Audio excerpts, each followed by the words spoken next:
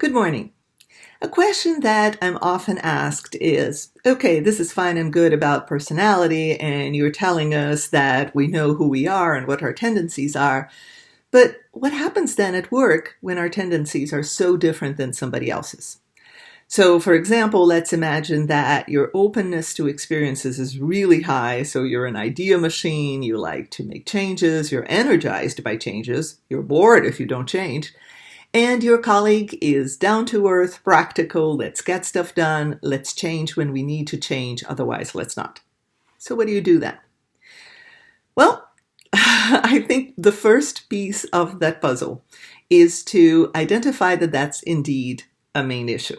Because often we think we're dealing with personality conflict when we're dealing with something else. And don't forget values, and don't forget other issues that could be at play, and don't forget that personality traits tend to combine. So, for example, two people who are very high in agreeableness may not experience conflict regardless of where their openness to experiences are. But just to simplify things, let's assume for the sake of an argument that we are indeed talking about personality tendency differences and that there's nothing serious at play and that there are no other traits that we need to consider, just this one.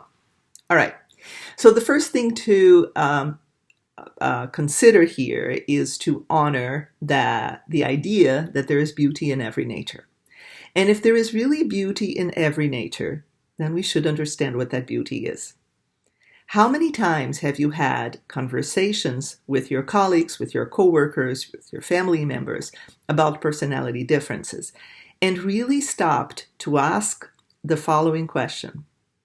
When you were at your best, when you did great stuff, in what way did that personality tendency help you? How did that personality tendency help you give a gift in that situation? And then when you ask that question, really give the person your total attention and listen. And then, of course, the person should listen to you too. When you were at your best, what was it in that personality tendency that made you stronger? Once you listen to each other's strengths and each other's gifts, then it's the time not necessarily to come to the middle. Coming to the middle may be stretching for both of you, which is something that is hard to do for long periods of time. But instead, you may want to come up with strategies so that each tendency can be honored at different times. So maybe there are periods in your work in which you will allow yourselves to explore. And there are periods, maybe when you're less tired, that you will try to follow a routine. There isn't an easy answer in here. It's more an issue of attitude and an issue of respect and really recognizing that personality differences are just that, differences. Your position is not any better or worse than your colleagues. One last thought. Before you assume that you're dealing with a personality difference, it's good to actually be sharing the results of an actual assessment. The reason is that some personality traits are socially desirable, so there's some social desirability bias going on. And because of that, people either overestimate or they underestimate where they are in those particular traits. So, for example, one example that comes to mind is agreeableness, especially with that name, right? Nobody wants to think I'm low in agreeableness, regardless of the fact that being low in agreeableness has some particular gifts.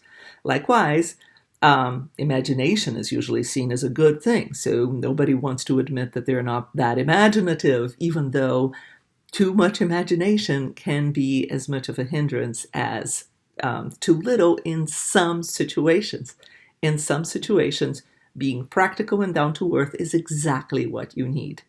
In fact, I would argue that having too many people on the same side of the aisle, regardless of what side is, could be a problem for the team in any way. So, taking a step back, with whom do you think you might be having personality tendency differences? When can you meet with that person to have a conversation to honor the strengths? And how will you honor the strengths of each of you? Have a wonderful rest of your week and happy learning.